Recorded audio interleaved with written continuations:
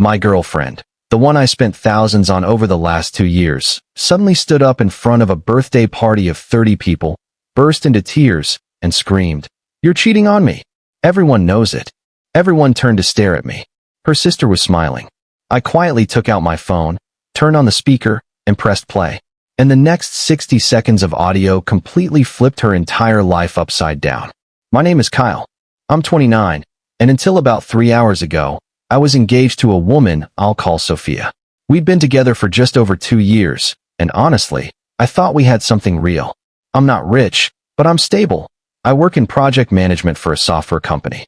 I make decent money, nothing crazy, but enough that I could be generous. And I was. With Elle, I was stupid generous. Looking back now, I can see all the signs I missed. The constant demands for expensive dinners. The way she'd get upset if I didn't buy her something new every few weeks. The shopping trips that turned into arguments if I mentioned our savings goals.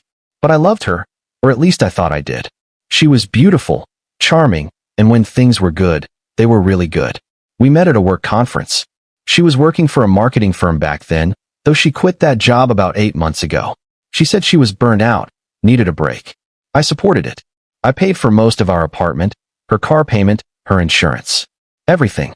Sophia'd talk about starting her own consulting business, but nothing ever materialized. I didn't push it. I just paid. The cracks started showing about 4 months ago. Nothing obvious at first. She started staying late at the gym on Tuesday and Thursday nights. She'd come home tired, shower immediately, and go to bed. Then she'd be on her phone constantly, texting in the bathroom, deleting messages quickly when I walked by. I asked her about it once. She laughed it off and said I was being paranoid. "You're so clingy sometimes," she told me one night in March, and the way she said it made me feel small. Like I was being unreasonable for noticing my fiancé was pulling away. But I let it go. That was my mistake. In May, I was working from home on a Friday. Sophia thought I was at the office. We'd been together long enough that she didn't double-check my calendar. She got a call around 2 p.m. I heard her from the bedroom. "Hey, baby." "Yeah, I can talk." "No, he's at work. We can do tomorrow night. He's got that thing with his brother." I froze. "Baby?" The voice on the other end was male. Deep. Laughing. My hands were shaking when I walked to the bedroom doorway. She saw me, and the color drained from her face. She hung up immediately. "That was just Ryan," she said, and her voice had this edge of panic. "From the gym. We're planning a group fitness thing." Ryan from the gym. I'd never heard of Ryan. I didn't confront her. I should have, but I didn't. Instead, I did something I'm not particularly proud of. I contacted a friend who works in IT, and he helped me set up a voice recorder on her phone. I told myself it was just to confirm what I already knew, to get proof, so I'd know I wasn't crazy. It took 3 days before it captured anything relevant. That's how I got the audio. It was a 20-minute call from Sophia to her sister, who I'll call Kay. They were discussing me. Discussing how to handle me. "He's so easy," Sophia was saying, laughing. "Like, genuinely easy. He just gives me whatever I want.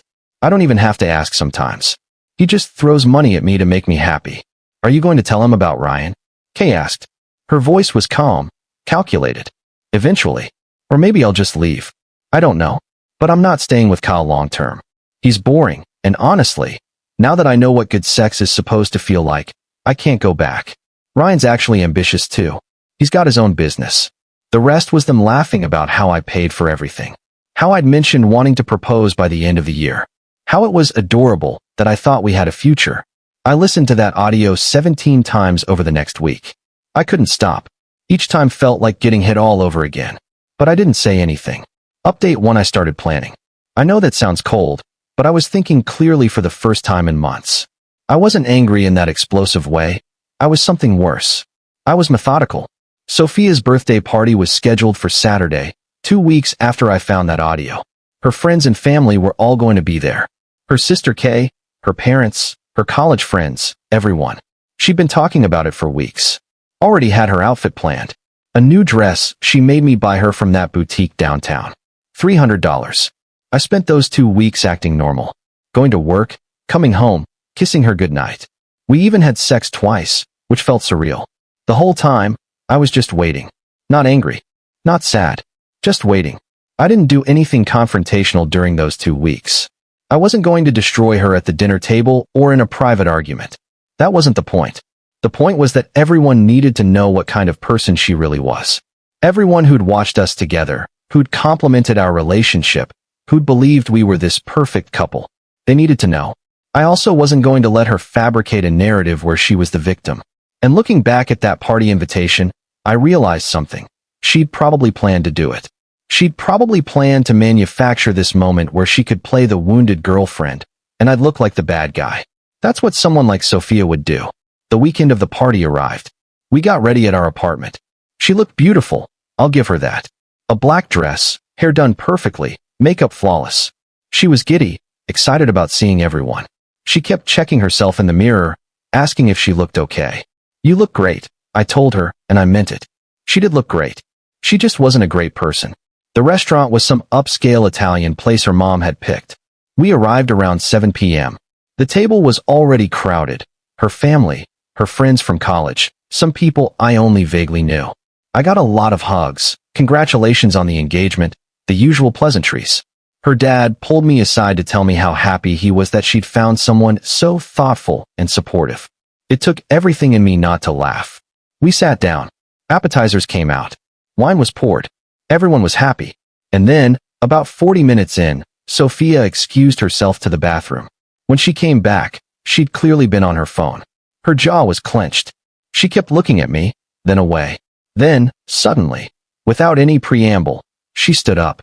I can't do this anymore, she said, her voice shaking. The entire table went quiet. I can't sit here and pretend. Everyone thinks Kyle is this perfect guy, but he's not. He's been cheating on me. For months. And I'm tired of lying about it. The restaurant fell silent. Heads were turning. Her mom reached out, asking what she was talking about. Her dad looked at me like I'd personally betrayed him.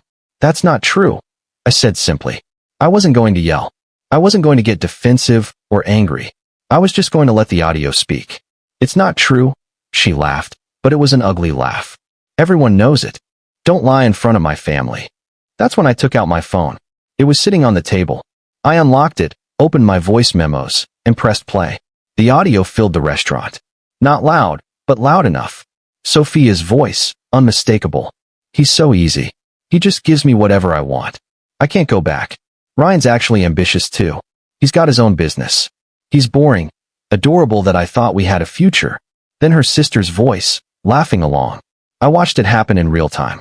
Sophia's face went white, then red, then this weird shade of purple. Her mom's hand came up to cover her mouth. Her dad looked at me, then at her, confusion completely taking over his features. What is this? Kay said, standing up. That's out of context. That's a phone call from 2 weeks ago, I said calmly. Sophia calling to talk about how she's planning to leave me, how I'm financing her life, and how she's been cheating with someone named Ryan. The table absolutely erupted. Her mom started crying. Her dad was asking what was going on. Her friends looked shocked and embarrassed. Elle tried to stand, tried to say something, but nothing came out. She just made this strangled noise. I stood up, grabbed my jacket, and left. Update 2: She followed me into the parking lot. I could hear her heels clicking frantically on the pavement. Kyle, wait. That's not. You can't just. You recorded me without permission? That's illegal. I turned around. She was crying now, but something about it felt performative. You're right, I said. It probably is. You can sue me if you want. But everyone who matters to you just heard you say those things. And everyone here knows they're true. You humiliated me, she said, her voice getting higher. I didn't humiliate you. You humiliated yourself. You just did it publicly instead of privately. You're welcome. She grabbed my arm. We can fix this. I was stressed, and I said horrible things I didn't mean. I don't even really like Ryan like that. It was just what, Elle? Just an affair? Just lies?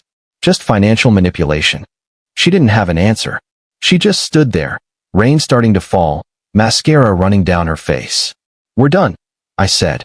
I'll give you until the end of the month to find a new place. I'm not going to fight you on it.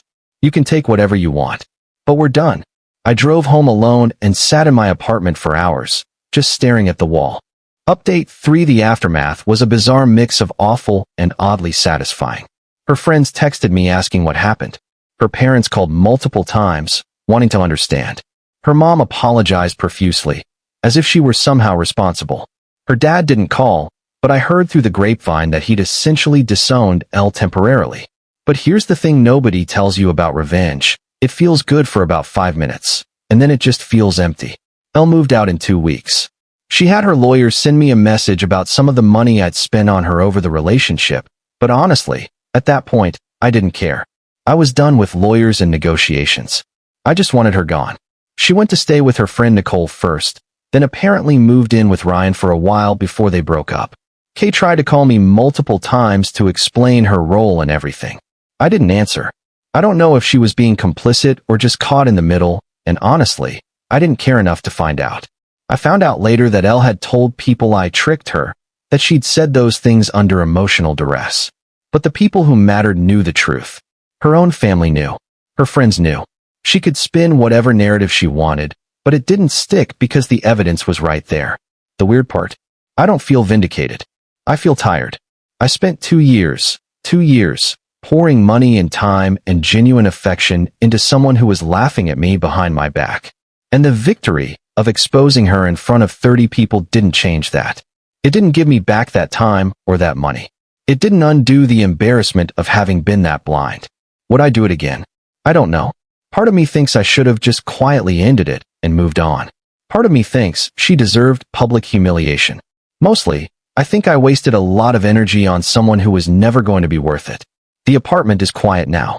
I've been seeing someone new. Actually, someone I met through my brother. It's early, but it's different. She doesn't ask for anything. She doesn't need to be constantly reassured or bought. We just exist together, and it's peaceful. As for Elle, the last I heard she was back in the dating world, apparently telling people she's looking for something real. I almost felt bad for whoever she's pursuing. Almost. Edit 1. A few people have asked if I regret recording her without permission. Honestly, legal ramifications aside, I do regret it a little. Not because I'm worried about the legality, but because it meant I was already in the mindset of deception by the time the party happened. I should have just confronted her directly and ended it. The recording gave me power, but it also made me somebody I didn't want to be. That said, I don't regret her finding out the way she did. She was going to blow up my life anyway. At least this way, she did it in front of witnesses.